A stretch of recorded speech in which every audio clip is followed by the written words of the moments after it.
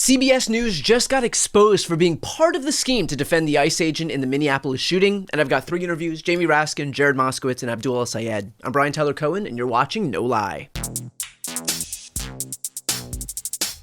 Last week, the biggest story in the country was the fact that an ICE agent, Jonathan Ross, shot and killed Renee Good, an unarmed mom of 3, in her car in Minneapolis.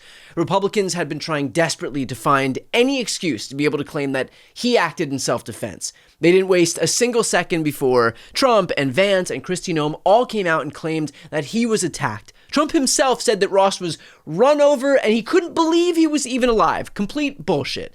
And then they found something with legs. It came in the form of a tweet from CBS. Breaking: the ICE agent who fatally shot Renee Good on January 7th in Minneapolis, Jonathan Ross, suffered internal bleeding to the torso following the incident, according to 2 U.S. officials briefed on his medical condition. Now, this immediately stunk. Like, anybody who watched the video of the shooting, which according to polling was a staggering 8 in 10 Americans, that's how many people saw this thing, they watched Jonathan Ross firing his shots from beside the vehicle, call her a, quote, fucking bitch, walk over to see the victim after he'd shot her, and then just walked away. CBS's stenography here included no named officials, no doctors, no medical records. Now, later on, they posted a link to a story which still included no one on the record, offering instead, quote, the Immigration and Customs Enforcement agent who fatally shot Renee Good last week in Minneapolis, Jonathan Ross, suffered internal bleeding to the torso following the incident, according to 2 U.S. officials briefed on his medical condition. It was unclear how extensive the bleeding was. The Department of Homeland Security confirmed Ross's injury, but has not yet responded to CBS's news request for more information. This story will be updated as we learn more. So the reporting was literally just Kristi Noem's Department of Homeland Security saying that he suffered internal bleeding, with no records to confirm as much. CBS is just doing stenography and no actual journalism. And it turns out those of us who saw that initial tweet and that story and who thought that it wasn't on the level weren't the only ones, because now The Guardian is reporting that there was, quote, huge internal concern at CBS based on emails. So I'm going to read some of the reporting based on those emails. Before the original report was published, a medical producer at the network suggested in an email to colleagues that it would be helpful to ask what type of treatment he received and whether the officer received surgery or any other type of procedure. In another email, an executive expressed skepticism about the broad nature of the medical diagnosis and what it actually entailed. Quote, I'm no doctor, but internal bleeding is a very broad term and can range in severity, wrote CBS News Senior Vice President David Ryder. A bruise is internal bleeding, but it can also be something serious, Ryder continued. We do know that the ICE agent walked away from the incident. We have that on camera. The network story noted that videos from the scene showed Ross walking away after the incident. The network's top editor, Barry Weiss, expressed a high level of interest in the story on an editorial call Wednesday morning. According to staffers who listened, quote, there was big internal discussion about the internal bleeding report here last night, the CBS staffer, who was not authorized to speak publicly, said. Quote, it was viewed as a thinly veiled anonymous leak by the Trump administration to someone who'd carry it online. So, a few points here. First, of fucking course, Barry Weiss was interested in it because she's literally in that job to carry water for the Trump administration. And so if she has the opportunity to launder their excuse to try and justify an ICE agent's murder of an innocent woman, clearly she's gonna do it. Another point is, this is the rigorous reporting we can expect from CBS News. No medical records, just blind acceptance of what the Trump administration feeds them. I thought they already had Caroline Leavitt for that, but apparently there's room for CBS as well. This is literally not journalism, it is just parroting White House propaganda. And look, the reality is that this is all being done by design. Trump finds these weak, over-leveraged media companies. He's able to threaten them because they need governmental approval for their space companies or their mergers or whatever else there is, and he makes sure that the only way they get what they need is if he can force compliance or capitulation. There is a reason that ABC News paid off Trump. There is a reason Washington Post did it too. There's a reason that Meta did it as well. And there's a reason that CBS did it. The problem with these massive media conglomerates is that they are susceptible to extortion. Donald Trump knows that. He leans on them and they fold every single time. All of which is basically just a big commercial for independent media to step up and fill the void, the vacuum being left by legacy media. And if you've consumed my content or if you read my book, you know that I have been beating the drum about building up independent media on the left for years. This is why.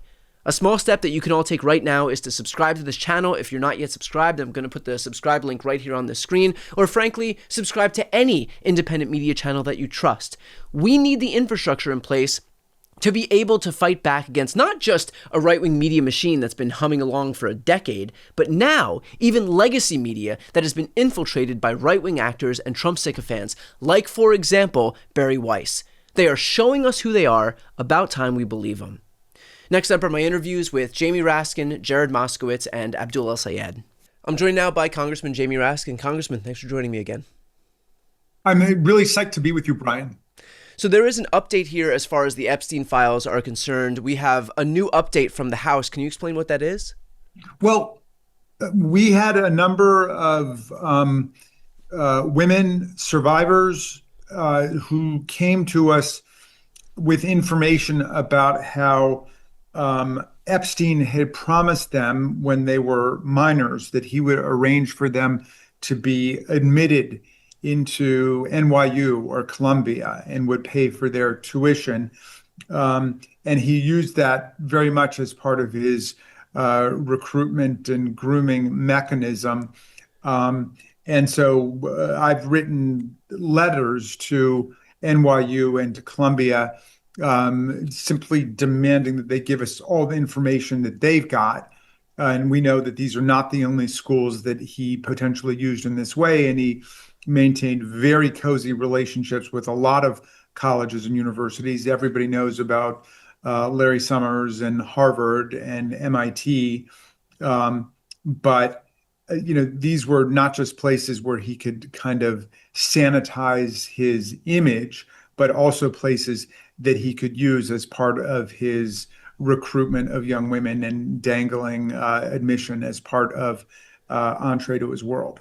As far as you're aware, was anybody else involved in all of this? Were there other people that were participants? I guess really what I'm getting at here is this idea that we had members of the DOJ or the FBI come out and say that nobody else was involved, that apparently Jeffrey Epstein just trafficked 1,000 girls for himself. And so does this give any insight into somebody else's involvement, in this scheme, possibly at NYU, at Columbia?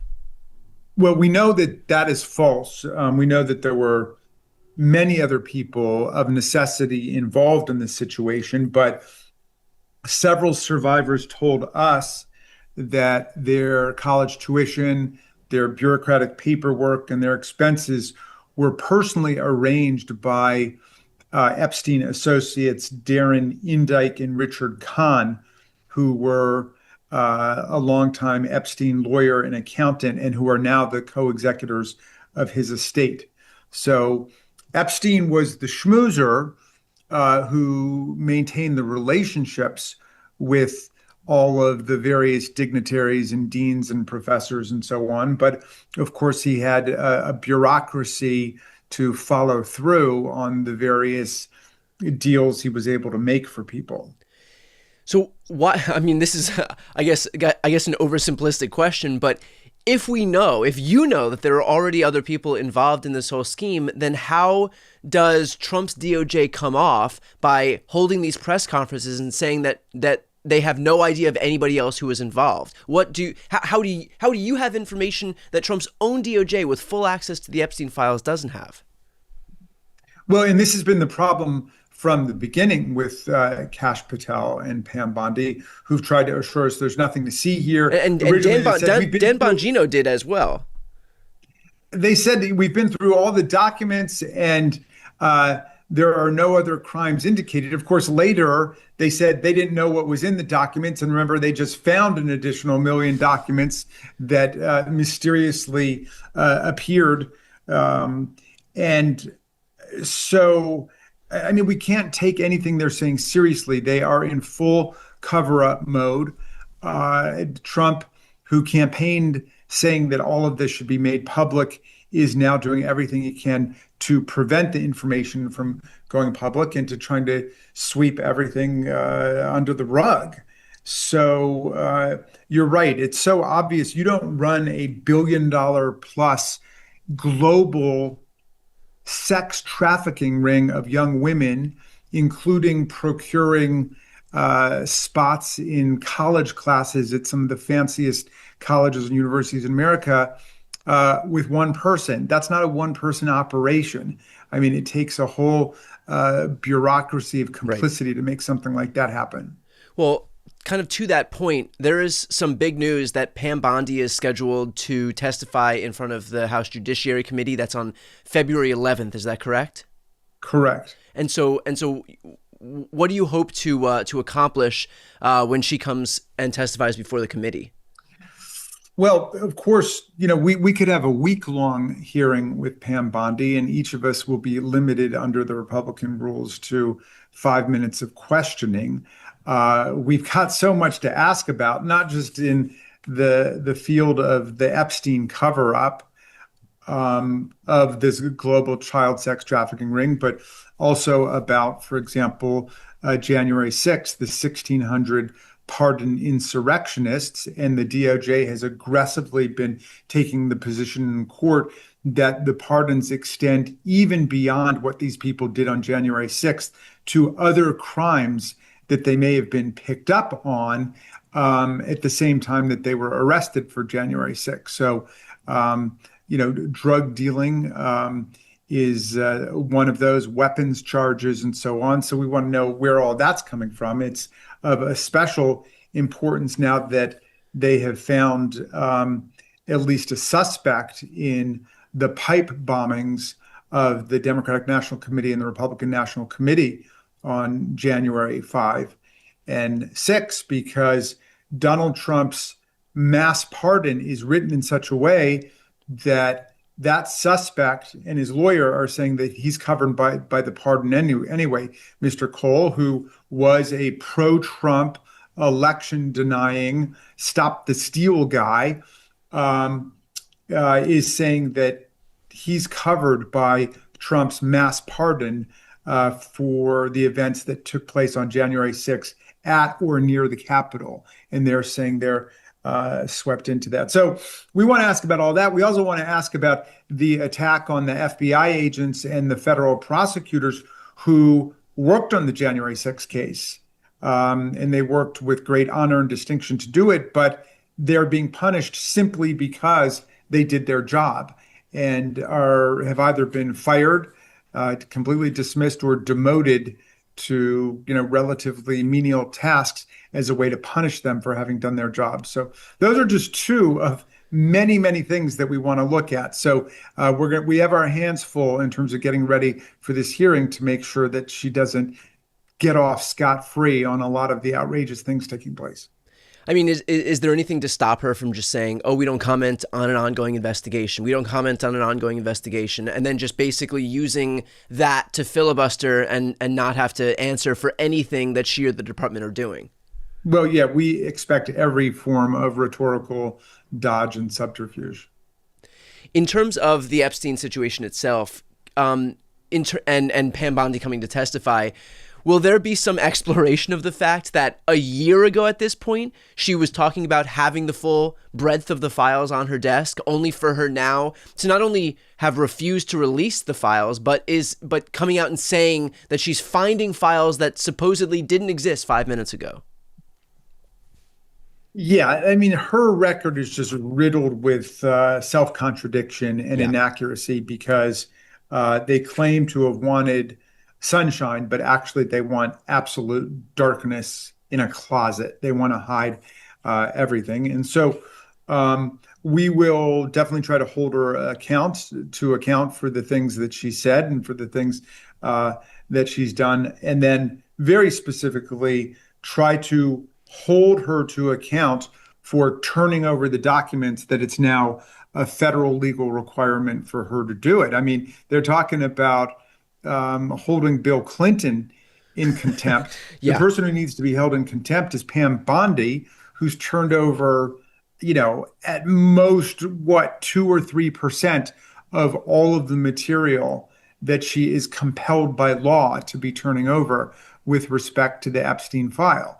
That's where our focus should be, in seeing to it that she complies with the law that we got passed after, really Herculean political efforts to assemble that majority to dislodge the legislation with the discharge petition.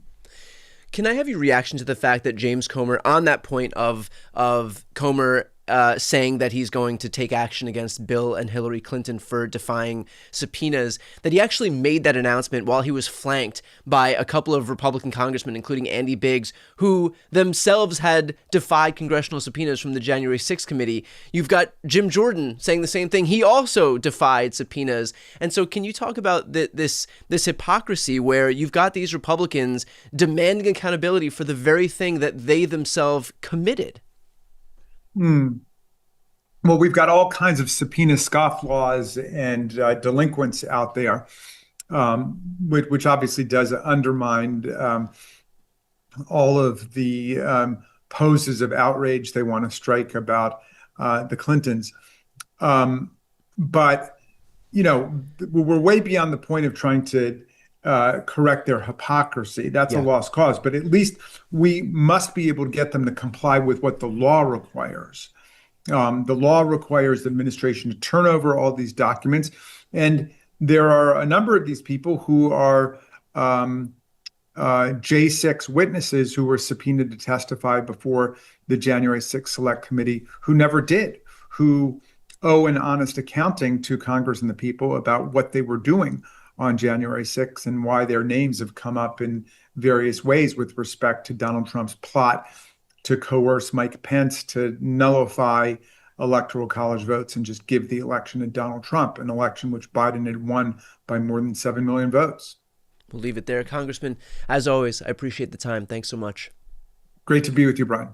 I'm joined now by Congressman Jared Moskowitz. Thanks for joining me. Going on, Brian? How you doing? I'm doing all right. So you have a big hearing coming up today. In fact, by the time folks are watching or listening to this, you will already be in that hearing. But the hearing is regarding the pipe bomber on January 6th or just January 6th more broadly. First and foremost, can I have your reaction to the fact that we've just found out, based on an analysis from the DOJ or the FBI, that the pipe bomber had voted for Donald Trump twice? Well, why does that surprise anyone? Everyone who came into town that day who, just didn't storm the Capitol, obviously decided to go lay pipe bombs. So the hearing that I'm about to go to, I was appointed by Hakeem Jeffries to this subcommittee, is to investigate January 6th and the origins of January 6th and try to rewrite history that January 6th didn't happen. It was a regular day at the Capitol, right? They were just coming to peaceably protest, and they weren't there incited by the president of the United States, that they didn't come in and riot, that they didn't come and attack police officers. None of that happened. It was just a group of interns on a regular tour. Now, that was what they promised the president, who was asking for this committee. This is the first time we're meeting after the committee was created over a month ago. And we're going to talk about the pipe bomber, which is great. Look, congrats to the FBI. Glad they got the pipe bomber. We should thank law enforcement for doing their job. But obviously, this is not what the Republicans said they were going to be doing with this hearing, which is to try to rewrite January 6th. Of course, we're going to remind everyone that a year and a half later, they still haven't hung up the plaque that was passed by Congress in memory to the law enforcement officers that died that day or as a result of their injuries from January 6th. So I want to switch gears a little bit here. We just had folks from Greenland and Denmark come to the White House today. To what extent do you think that this is, there are a couple of schools of thought that on one hand, this is yet another distraction from all of the disastrous policies being enacted by this White House, whether it's the Epstein files, whether it's the lack of affordability and on and on. On the other hand, we ignore the inane lunatic ravings of this president at our own peril because oftentimes he makes good on the crazy shit that he says. And so when you see representatives from Denmark, from Greenland go to the White House, again, how worried do you think folks should be that this administration is going to make good on its threats? So the answer is nobody knows, right? That's part of the chaos that Trump creates and the guessing game. I mean, obviously, look, Greenland could become the 52nd state. 51 is Canada, of course. We acquired that. Naturally, that was the whole first year of the Trump administration. Now Canada is going to be the 51st state. So Greenland will be 52 North Dakota, if you will. And so obviously that's the joke of all of this. Now, there is a serious policy here in that we don't want Russia or China to be setting up bases of operation to be in the waters around Greenland. So talking to NATO about that is very important, making sure Greenland becomes a base of our operation and not the Russian and the Chinese. But that's something we can work in no, partnership of course, with Brian, Greenland. Yes, listen, yeah. Sometimes the president has a good idea. His execution is just batshit crazy. Okay? Yeah. Like, it was a good idea for the president to get other NATO countries to pay more money, right? That was a good idea. That strengthened NATO. But the way he went about it is he said we were pulling out of NATO. We weren't going to do Article 5, right? He started doing all these crazy things. So a lot of times he has a policy that might have some points, but then the execution is disastrous. What the president, I think, is doing, talking about creating chaos so that we can stop talking about affordability and stuff domestically, is the president has a lot of checks on his powers domestically. There's Congress, there's the Supreme Court, there's states, there's state attorney generals, there's local laws.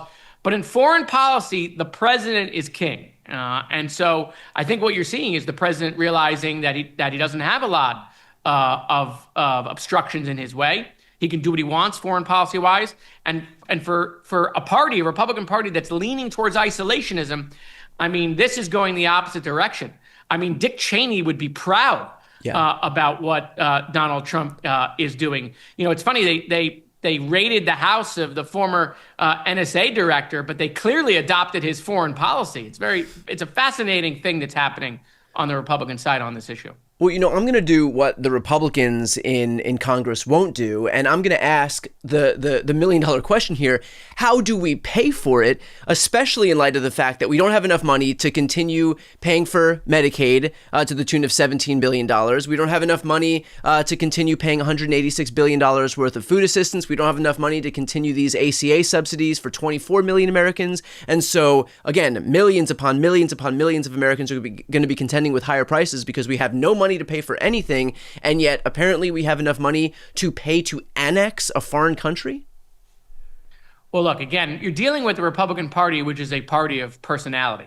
When you said, what are the policies of the Republican Party? I would say, well, whatever Donald Trump said this morning, this afternoon, this evening, and at 3 a.m. Yeah. Those are the policies of the day of the Republican Party. So they don't know what they stand for or which way the wind blows until they hear from Donald Trump. They are not a party of any convictions or any policies. These are not the conservatives who care about the budget. It's just whatever Donald Trump says, whenever he says it, and they have no choice but to line up behind it. And so, of course, Brian, we don't have $1 trillion to go buy Greenland. Okay, that would have to pass Congress. He doesn't have the votes to do that, of course. But again, that doesn't mean that there aren't legitimate things that we can be talking about, keeping the Chinese and the Russians away. But do it the correct way, working with our allies, figuring that out. Not, we're going to all options are on the table. Like all of a sudden, Delta Force is going to come in and take Greenland. Well, you had mentioned that he does have constraints on his power domestically, and one of those constraints, obviously, is to interfere with the independence of the Fed. Have you heard of any pushback from your Republican colleagues? I'm sure privately, where they're uneasy about the fact that Donald Trump is trying to basically coerce the Fed into doing whatever he wants by dangling the prospect of criminal prosecution against Jerome Powell. No, the president stepped in shit on this one. And you can just see it because the president is distancing himself from it. This is a guy who likes to take credit for everything. And now he's saying, oh, I didn't know. Well, the reason he didn't know is he heard from his Treasury Secretary or heard from the bondholders that this would be disastrous for monetary policy. We heard from Jamie Dimon, who we know the president respects, that this actually would raise interest rates. Yeah. We heard from every living Fed chair that this was an overreach by the president. We heard from former Treasury secretaries that this was disastrous. We heard from a dozen nations and the monetary leaders who do business with the United States that this would undermine our credibility. And so, look, I know the president is interested in Venezuela, but we don't want Venezuelan monetary policy here in America. And so, yeah, there were a half a dozen Republican senators who came out against this. I know the majority of my colleagues, even if they're afraid to speak, are against this. It's what separates us from many nations is that we have independent monetary policy that isn't weaponized based on the partisanship of the moment. Look, Jay Powell didn't know, some facts about the building that the Fed was building. Thank God. Thank God Jay Powell's more focused on the monetary policy than what's going on in the building that the Fed is building. I know the president knows a lot about his ballroom. okay, and that Jake Powell didn't know the construction of his building. But Jake Powell's focused obviously on trying to lower interest rates, trying to make sure that we're creating jobs, trying to ease us still out of the pandemic and keep us competitive around the world. And by the way, whatever overruns are at that Fed building, I remind everybody that the ballroom right now is costing twice the amount of money that the president said it was going to cost. It'll be triple or quadruple by the time we're done with it. That's not a reason to do what they're doing here. This is all about intimidation. It's all about weaponization of the Justice Department. Jim Jordan should know all about that. He chaired a committee on that last Congress. And look, Jay Powell is not going to be deterred. I actually think this brings all of the other representatives from the Fed to Jay Powell's aid and does the exact opposite of what the president's really trying to accomplish here. The reality is, though, there are only a few months left in Jerome Powell's term, and so don't we end up in the same place where it becomes clear what the next Fed chair's job is, in effect, which is just to basically to cow to Trump, to listen to whatever he says, and that's going to be like, we know that Kristi Noem is there because she is a Trump supplicant. We know that Pete Hegseth is there for the same reason, that Marco Rubio is there for the same reason, RFK Jr. there for the same reason. And Trump is making it clear by virtue of these threats that, even if he can't have some impact on Jerome Powell, that the next guy is going to have to listen to him, to bend to his every whim. And so isn't the issue of coercion, basically eliminating the independence of the Fed, still very much on the table by virtue of what we're seeing right now? Well, of course. And since that, the market has gone down several days since the president started this. Yeah. By the way, Jerome, even though he won't be the head of the Fed in a couple of months, he still has another year on his term. So if you're now investigating him and doing this stuff, one can make an argument that now Jerome's going to stay. Maybe he doesn't stay as the chair, but he stays as a member of the board. So I actually think that this was not in the president's best interest, was not in the country's best interest. But that's the problem. Sometimes you got people in departments that read a tweet, hear something the president says, and they go and act on it and do it, and creates chaos. Whether this was Bill Pulte or Jeanine Pirro, trying to come up with this, and the president actually didn't greenlight this. I think that's very plausible. But it's caused now, I think, tremendous angst among the business community and amongst our monetary allies about, can the United States continue to still be, the place in the world that the entire world's economy focuses on. Our dollar is dropping. De-dollarization is something that the Russians and the Chinese are working on. I mean, there are dramatic repercussions in the bond industry. If people stop buying our bonds, if they stop buying our bonds, we can't continue to spend money, and we go into a depression. Period, is what happens there. Last topic here. I want to talk about Dan Bongino, who has emerged as this white knight in the aftermath of what he very much feels like is some victorious term as deputy FBI director, in the aftermath of all of his work helping cover up the Epstein files, which is the principal issue that he staked his brand on before coming into government. And so can I just have your reaction to this idea that Dan Bongino is like this crusade, is still trying to cling on to this branding as some crusader for accountability and transparency in the aftermath of probably the least transparent deputy FBI director term that in living memory? Well, look, I appreciate Dan Bongino fighting Republican grifters online on anti-Semitism and the stuff that you see coming out of Tucker and Candace Owens and the conspiracy theories. So I appreciate that at the moment, but let's not pretend like the last year didn't happen. I mean, this is a guy who got his job on the Epstein files, talking about Epstein, talking about getting them released. And then as soon as he got there and read that Trump's name is in it hundreds of times and he's on the flight logs, all of a sudden, Dan Bongino felt like, I'm in an office with four walls and I'm uncomfortable. Let me go back to my podcast. Yeah. The whole reason he got hired was the Epstein files. And as it turned out, he had to leave because of the Epstein files. Do you think that his audience is going to stick around while he pretends that he has some credibility still?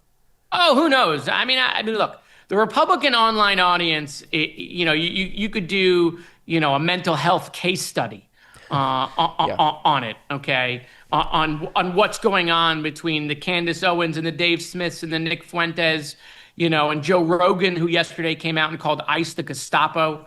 I mean, it's fascinating on what's going on in Republican podcasting. There's splits all within MAGA over all of it. And so it's a fascinating thing to watch. It's not healthy for the country or for the American people, but from a standpoint when has that ever stopped us before? You know right, what I mean? Of course. Are you not entertained, Brian? Yeah. All right, we'll leave it there. Congressman, I appreciate your time. Thanks so much. Thanks, buddy. I'm joined now by candidate for the U.S. Senate in Michigan, Abdul Sayed. Abdul, thanks for joining me. Thank you for having me, like, in the flesh, in the studio. That's right. I feel very honored. I mean, amazing to be here. Thank you so much for having me. So let's talk about the middle finger.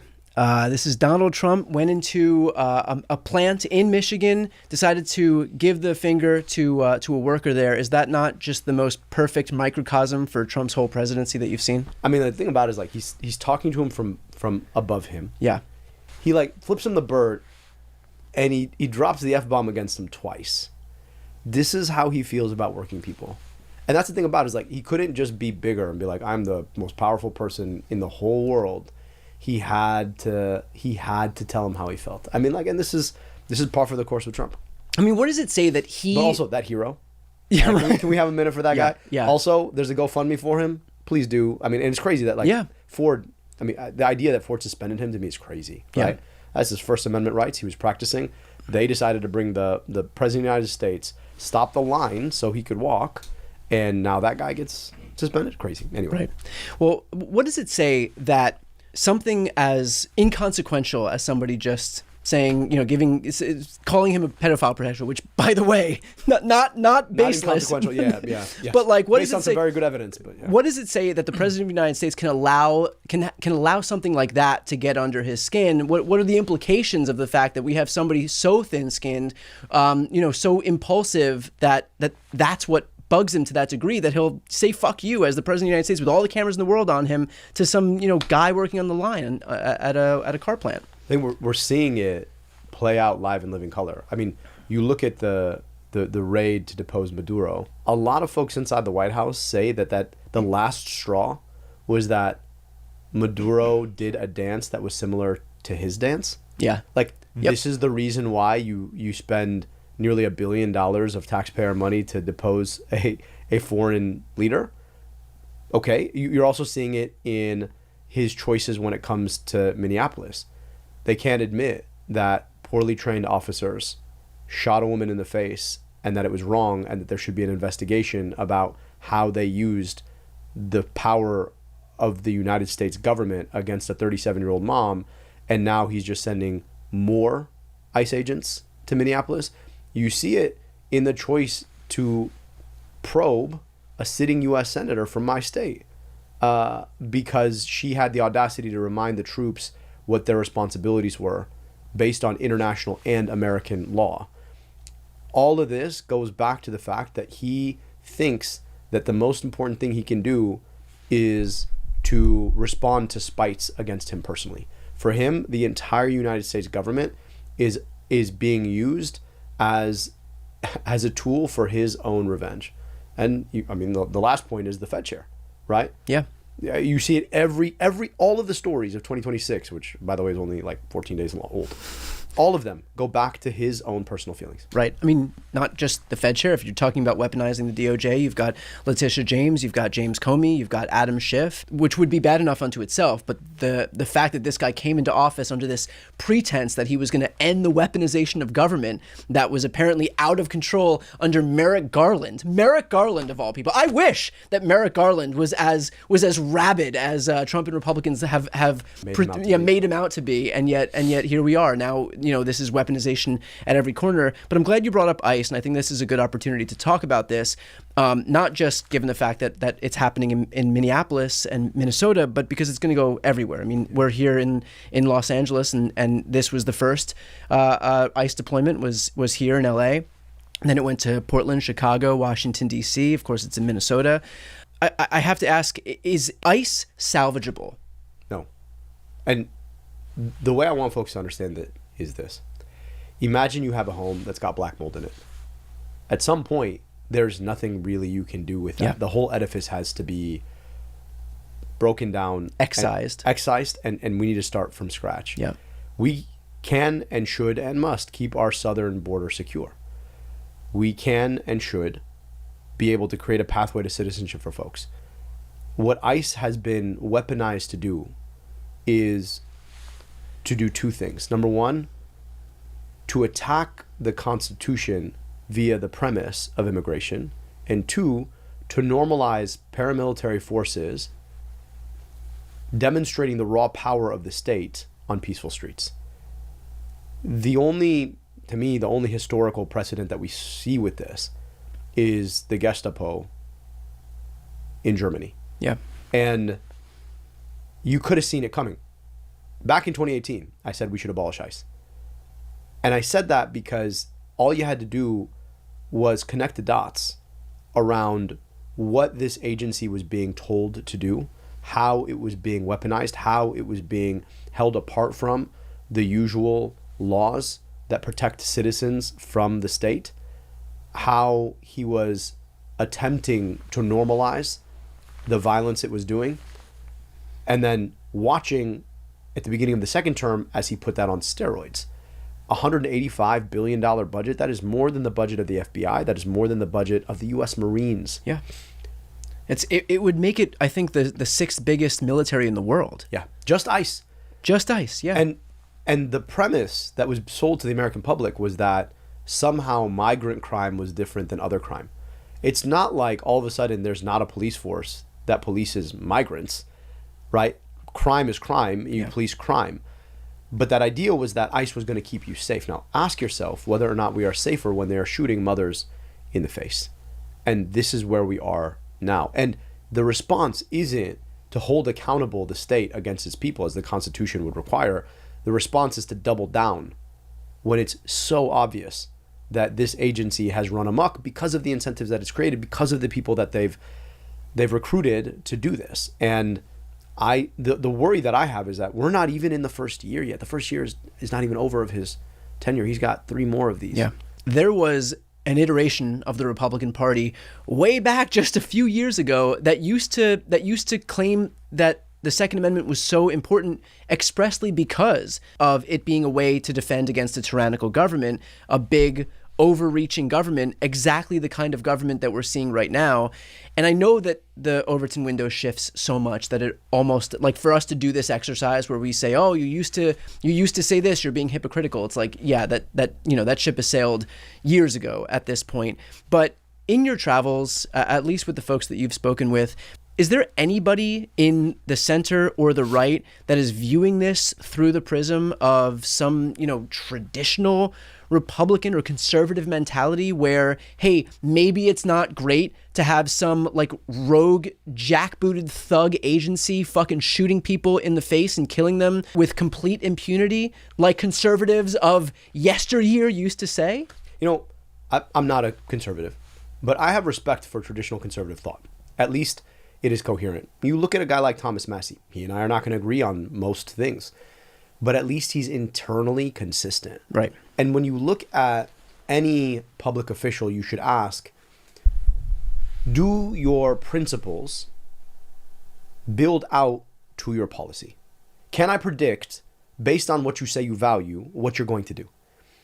And the hard part right now is that the modern Republican Party is no longer a conservative party. We don't have a conservative party in this country anymore. You have some conservatives who call themselves Republicans who operate with the Republican Party but are finding themselves almost at war with the Republican Party or have been kicked out of the Republican Party because now you have a party that's enthralled to the narcissism of one man. Yeah. And he is literally sucking up all of the political power that used to sit in the traditional conservative party. And the worry that I have is when you have one man who is openly musing about not holding elections, who's basically said that the only check on his power is his own broken set of morals. Yeah. Where do you go from here? And what I would really like is for people who believe in conservative ideology to decide to grow a set and stand up to him. Meanwhile, we're going to have to be out here fighting like hell to beat him and them in an election. And here's the worry that I have. You cannot accommodate tyranny. That's not how this works. And you're already so you're not of the Barry Weiss school of both sidesism? Barry Weiss is a whole different story at this point. I mean, like, this is a woman who came to power talking about freedom of speech, except for her whole political project was to shut down any freedom of speech that mentioned the word Palestine. That's actually, they're actually consistent with that hypocrisy, because Elon Musk did the same thing. Yeah. Elon Musk came out and said, I have to buy Twitter because I need to own the town square so that we can get some true freedom of speech and legalize comedy again. And if it costs me $44 billion, so be it. And now he's out here, I think like an hour ago, suspended Amy Klobuchar's account because she was talking down about ICE. I mean, just the rank hypocrisy that we're seeing, especially on the issue of freedom of speech, is just is mind-numbing. Is disgusting. And I think the hard part I have right now is that you're seeing a lot of Democrats try to appease, right? And I just think that the way that you win an election in the year of our Lord 2026 is to say what you're for and be more compelling about what you're for than they are. Because right now, that guy came to power talking about the pain that people were feeling and about how he was going to build an economy that got us past inflation and made your life affordable again.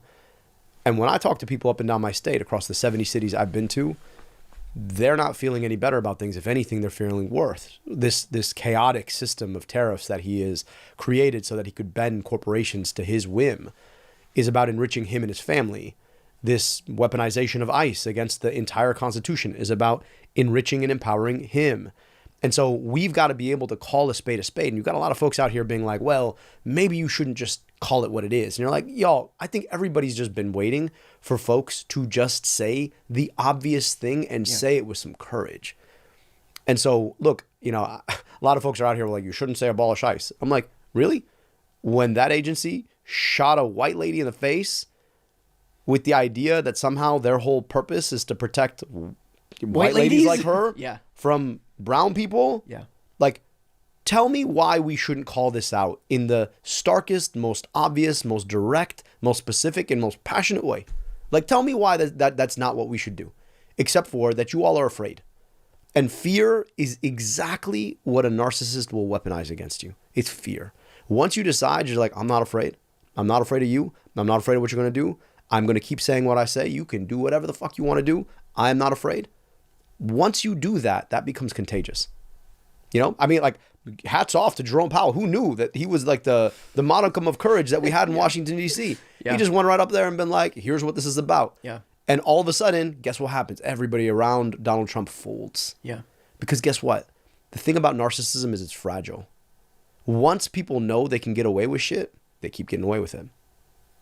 And we've seen that play out time and time again. In fact, when ABC News capitulated to Trump early on, they thought that would buy them space. And in fact, all that did was tell Donald Trump that they're weak, that they can be owned. Yep. And so what did he do? He did it again and again and again. And when CBS comes out and says, look, we're weak too, we're willing to capitulate too, continues to trash them over and over again. It doesn't buy you anything. Like, these people think that if they can confer some goodwill onto the other side, that Donald Trump will be a good transactional partner. Transactionality only goes one way with Trump. Loyalty only goes one way with Trump. And so when they engage in this whole process, thinking that they've bought themselves time, thinking that they've bought themselves space, all they've done is shown him that they're just like, that they're a bloody fish in the water at this point, and he's gonna come and kill him, and that's what he's done over and over again. It'd be like there's a mosquito. You're like, listen, just bite me this one time, then go away. Yeah, that's not how it works. No, and he's and that he will never not be a mosquito. No,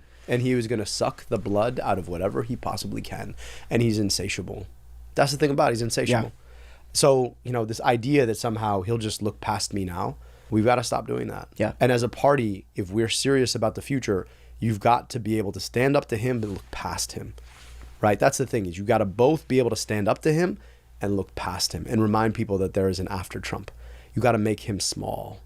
And that's, I think sometimes obviously I grew up with a name like mine, and I learned the hard way that if you let somebody take your lunch money, you're never going to eat lunch. Yeah. So I remember the first day of school, I let some kid take my lunch money. We moved, and the next time we moved, I told my dad, I was like, I'm going to get sent home today.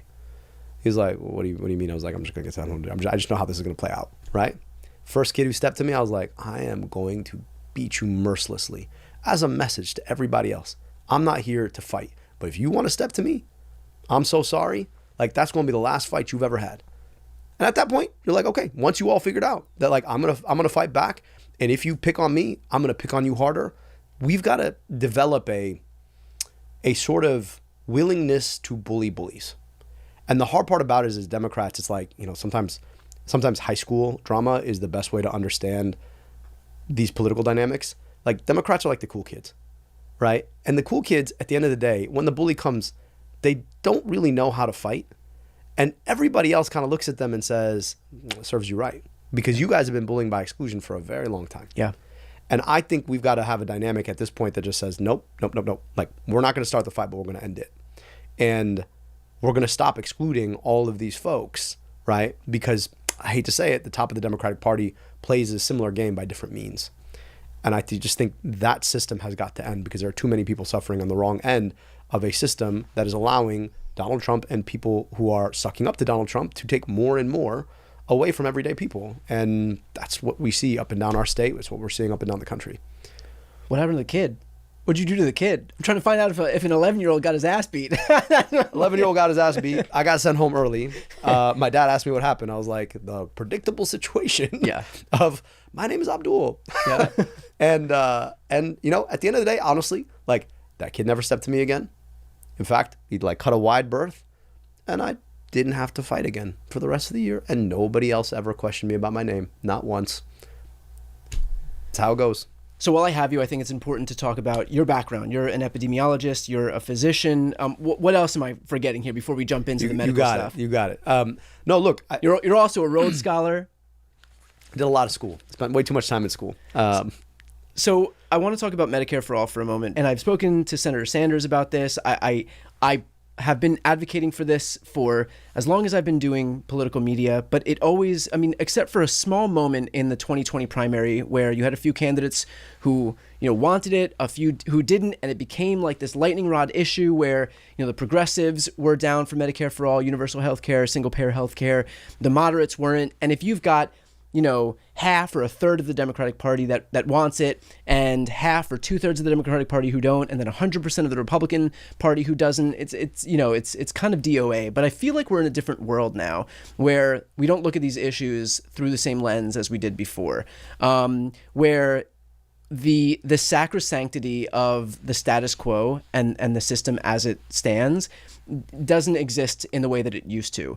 And we've seen that because they're not standing up to Trump. And so we don't have to think that everything is immovable, because Trump is tearing everything down. And so there will come a world where we have to build it back up. But do we build it back up in the exact same way that we did, or do we build it up in a way that is more just and brings more people into the process? And so first and foremost, I understand that when people think about Medicare for All, it still feels like it's sorted into the very progressive camp. But from the folks that you've spoken with who are not necessarily super far left, does it feel like this is a moment where there's actually an embrace of something like Medicare for All?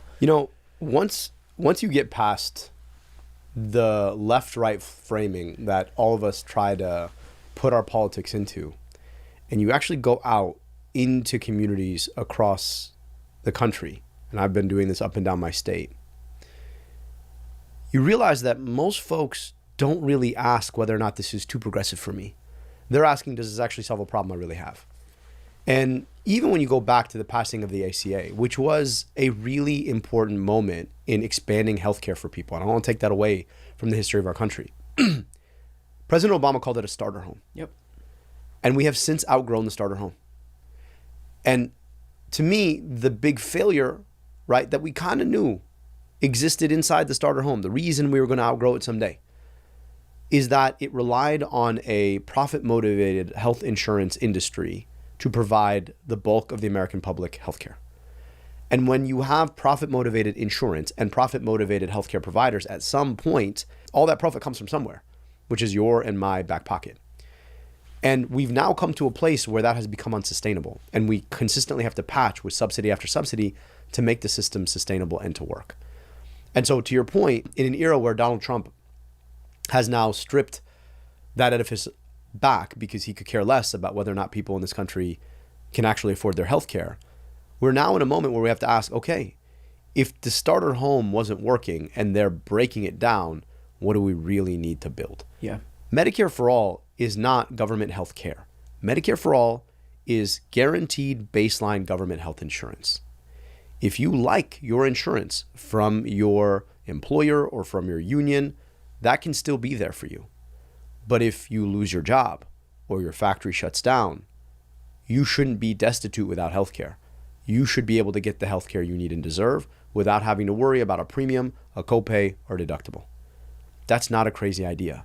And it would solve some of the biggest problems in healthcare. Number one, you could guarantee every single person the healthcare they need and deserve. Number two, our healthcare costs are growing at an unsustainable rate. And when you have Medicare providing the bulk of healthcare for the public, it can start to negotiate down prices, or at least keep them from growing at the speed that they've been growing. And that's why it's called single payer, because instead of individuals negotiating on their own behalfs, which of course you have no economies of scale, you're not able to negotiate anything well. Now you've got the government negotiating on behalf of 350 million people. Exactly. So you can bring the price down, just like every other industrialized country in the world is able to do. I mean, this is not some novel theory. Like, this is what Canada does. This is what France does. This is what Western Europe does. And we all have this like Stockholm syndrome, that we think we have the best healthcare in the world because the health insurance companies who don't want us to touch a thing keep telling us we have the best health insurance in the world. And here's the problem with it, right? Like in Stockholm, they actually have good healthcare. But like our Stockholm syndrome, like to get the average wait time to see a cardiologist, which by the way, nobody is told to see sometime in the future. Like when you need to see a cardiologist, you need to see a cardiologist. Right. You're not sitting here in January and saying like, hey, I'd love to see a Maybe cardiologist I'll see one in October. Exactly. 2.5 months. That's the wait time in our country. Like my wife and I are both doctors, okay? And when we need to use our healthcare, you know what we do?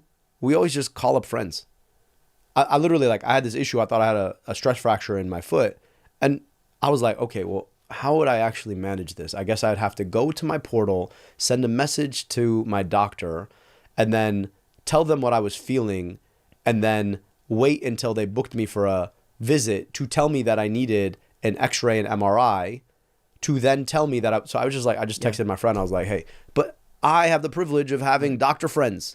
That's not a thing most people have. Yeah. And this is the challenge in this country. Like when everyone's trying to figure out how to end around the healthcare system, you know it's freaking broken. Yeah. All of that goes back to health insurance. So even on the doctor front, right? A lot of folks are like, well, doctors are making good money. No. What's happened is you have health insurers and hospitals and clinics who have been able to use each other to consolidate in the system. Hospitals buying up hospitals, health insurance buying up health insurance. And all of the money in the system gets sucked up at the top. So if you actually look at the increase in physician or nurse pay, it's only gone up like 25% over the last 20 some years. Both my parents are registered nurses. So I've seen it. I've heard every complaint in the world about how the hospitals are run, about how the system is run, about like you have never seen a more disillusioned perspective about healthcare than when you've spoken to, nurses. I've had to walk picket lines with nurses at 3 hospitals in Michigan in the last year alone. And you know why? Because what will happen is a different hospital system will buy up the local hospital, and then because they basically all own all the local hospitals in the area, they suppress contracts for nurses because they know the nurses can't go anywhere else. Yeah. And so they're able to suppress their wages, and worse, give them unsafe staffing ratios. So you've got far too few nurses managing far too many patients, which becomes a risk to the patients. Right. And that's the thing people don't get. Like when you have this kind of scenario, you yourself as a patient assume that the hospital is operating in your best interest. But when they're not hiring enough nurses to take care of you, guess what happens? They're not operating in your best interest. And all why? So they can make more money. Right. And it happens in this collusion, this evil collusion between health insurance and hospitals. So what I'm saying is, instead of having a profit motive on the health insurance and the hospital side, maybe we can just guarantee everybody health care via the federal government, which, by the way, we do for people when they get sicker anyway after they turn 65 through Medicare. And that's the most popular program we have in this country. It's got 80% support in this country. Yep. And here's the crazy thing. If you actually look at where the money for healthcare comes from, 60% of medical billing comes from the federal government anyway, either through Medicaid or Medicare. So we already have a government health system. We've just created a system where private health insurance can profit off of providing insurance to people when they're their healthiest.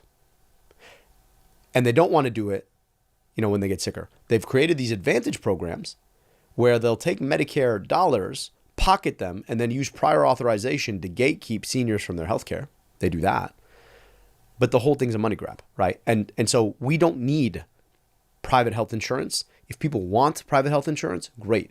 But you shouldn't have to rely on it because it's fundamentally unstable. And it's created this tiered system that creates challenges for people when they actually just want to get the care that they need. Yeah. And by the way, I lived in France for a couple of years after college, and they have socialized healthcare, but then they also have a private offering. They call it a mutuelle, but it would be the same thing. I mean, you can buy extra health coverage if you want it, but otherwise everybody's covered. I remember I have 2 herniated discs in my spine. It's a long time wrestling injury, and so I did like electric stim and like deep tissue massage and whatever just to like keep me in one piece.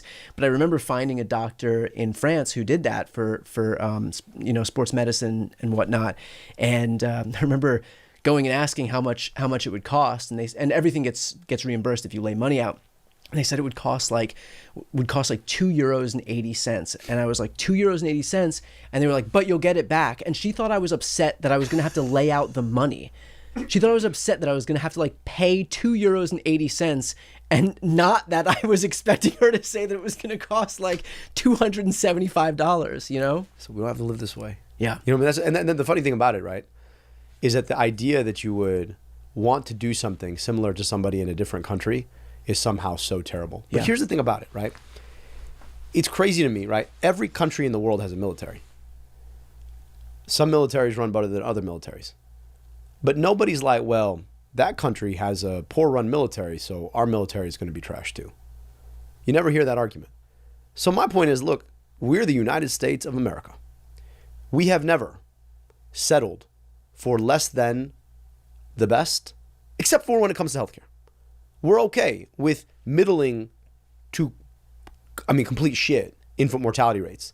There are communities in America, where I worked in the city of Detroit, where infant mortality rates are similar to where my family immigrated from in Egypt.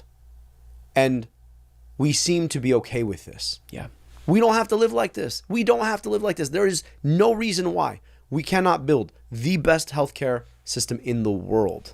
And right now, if you have money, you can have some of the best healthcare in the world. But if you're middle income, if you're middle class in this country, you are getting healthcare that is way too expensive for far less care that smacks you in the back end. It's the reason we have $225 billion of medical debt in this country, which is higher than the GDP of half of the United States. And we seem to be okay with this. We don't have to live this way. I would add, too, the rest of the world imitates the United States at every opportunity they can. Like, again, I lived overseas. I know the extent to which our culture is exported and everybody else imports it. Everybody wants to see what's happening in our movies, our TV shows, our music, our clothing, all of it, our dancing, like everything gets exported from the United States, imported into foreign countries. There is a reason that even despite that mentality, nobody wants to touch our healthcare system, that nobody goes near the American healthcare system. We are the envy of no country in the world when it comes to healthcare. And for a world so groomed into adopting American culture, the fact that nobody wants to touch our healthcare system is a testament to the fact that it is so broken and doesn't work for anybody. No, and Brian, here's a crazy thing. We are sending billions of our dollars abroad to fund genocide and war abroad. We just spent $1 billion to depose a foreign head of state. $185 billion ICE budget, which, just to understand this, you could eliminate the medical debt in this country for somewhere between $3 billion to $10 billion. It would be a drop in the bucket relative to the ICE budget, and we are not doing it. Yeah. That is our money. That's taxpayer dollars that we pay to the federal government so that we can weaponize a bunch of folks who were sitting in their mom's basement playing Grand Theft Auto 5 weeks ago. Right. Now they want to cosplay as soldiers by terrorizing people on the streets. Spending our money when you got people who are wallowing away in medical debt, going without the health care that they need and deserve in the richest, most powerful country in the world. All of it. almost all of it goes back to decisions that get made because corporations get to buy and sell our politicians rather than being accountable to everyday people. And we don't have to live this way anymore. We really don't have to. We could make different choices. And I'm just saying that it's time for us to have an honest, direct conversation with the American public about what it looks like to actually start making different decisions. Perfect place to leave off. For folks who are watching this right now or listening right now who want to help your campaign, where can they go? AbdulForSenate.com. Follow us on socials. Abdul Al Sayed, EL-SAYED. Frankly, if you just look up Abdul and Senate, I'm the only Abdul running for Senate. Yeah. Kind of anywhere. So yeah. I hope folks will check us out. Brian, thank you so much for having us. This was awesome. It's great to just have this conversation face to face. Well, thanks for coming. And thank you for the work you do. Thank you so much. Thanks for coming. And for anybody watching, listening right now, I'm going to put the link to your website right here on the screen and also in the post description of this video. Abdul, thanks again. Appreciate you, man. To listen to the audio version of this episode, that link is right here on this screen. Please make sure to subscribe. And of course, to see more of my content, that subscribe button's on the screen as well.